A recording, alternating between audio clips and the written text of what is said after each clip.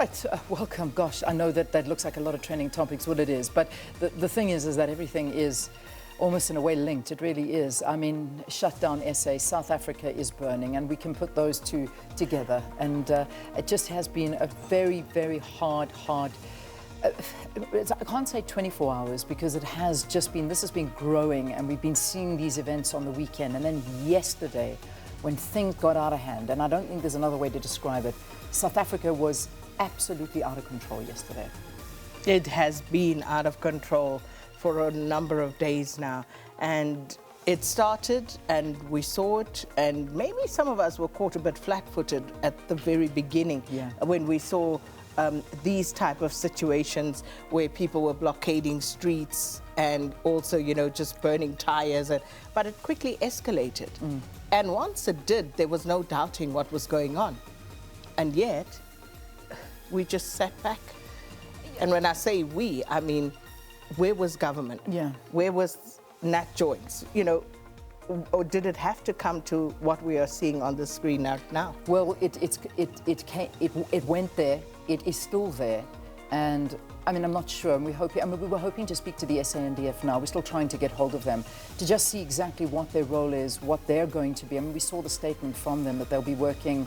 Obviously, the police are still, the SABC are still in charge of all of this. But I mean, are they in charge? Because that's what everyone was asking yesterday. I mean, we were there with cameras, and it was like a shopping spree. People were just walking in casually, grabbing what they could. I mean, you were showing me a video now, Sakina, of people sort of gleefully celebrating what they'd managed to steal through the day. And I mean, you couldn't see their floor because it was just full of stuff that they'd managed to steal. And no police to be found. So now we know that the SANDF, according to the president, they have officially been told that they need to be deployed into KZN and Gauteng. But what does that look like? And also, again, you know, it's not like the police were not there. In certain instances, members of the community have reported that the police were complicit in some of the looting. In other instances, the police were just wholly overrun. They just could not stand up to the numbers, the masses of people that were coming out, and they were totally outnumbered and overrun in certain instances, and that's the reality of the situation. But I still maintain it should never have been allowed to get to this point. This has been a boiling cauldron of frustration and anger and starvation and criminality for I don't know how long.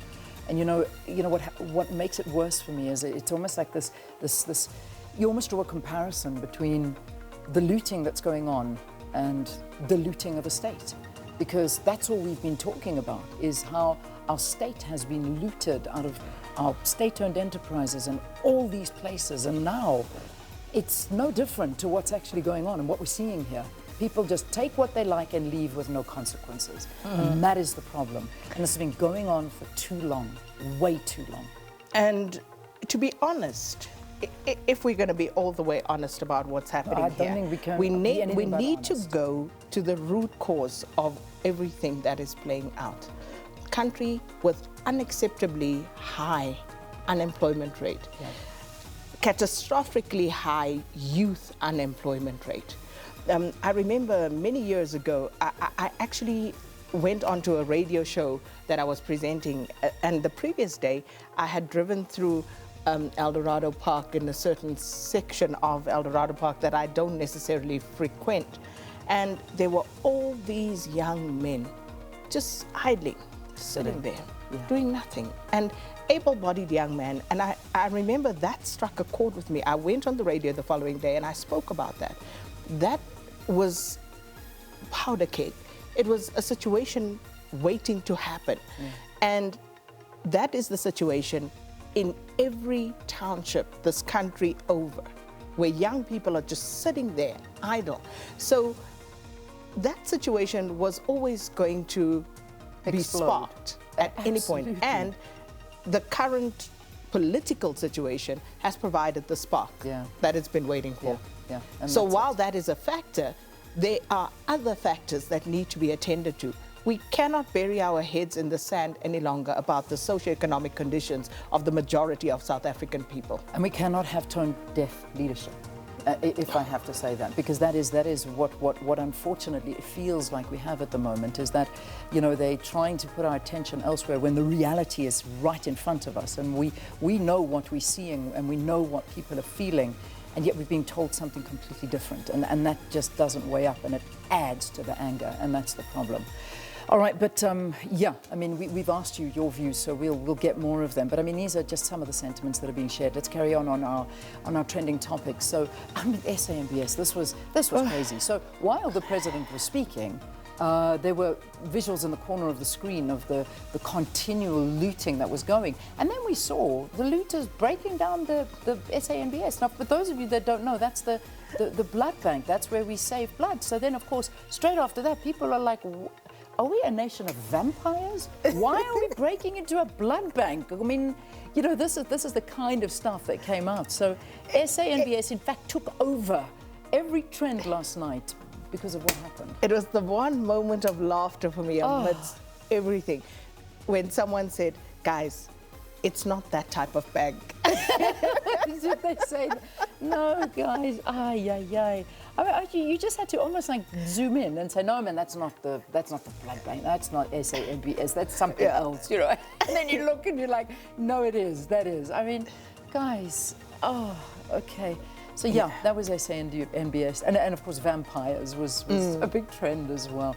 President Ramaphosa and everybody sharing different views as to how they felt about that address. In fact, I still don't know how you feel about it. You refuse to speak about it, you know? Yeah, because if you don't have anything nice to say, keep quiet.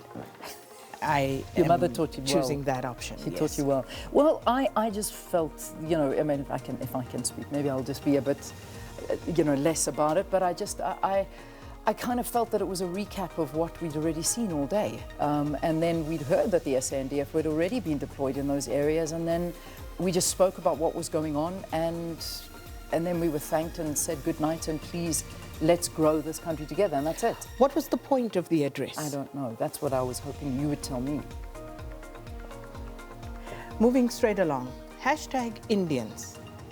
So, again, back to what was happening, because when the state failed to protect these businesses, individual business owners then decided they were going to protect their businesses. Indeed, yeah.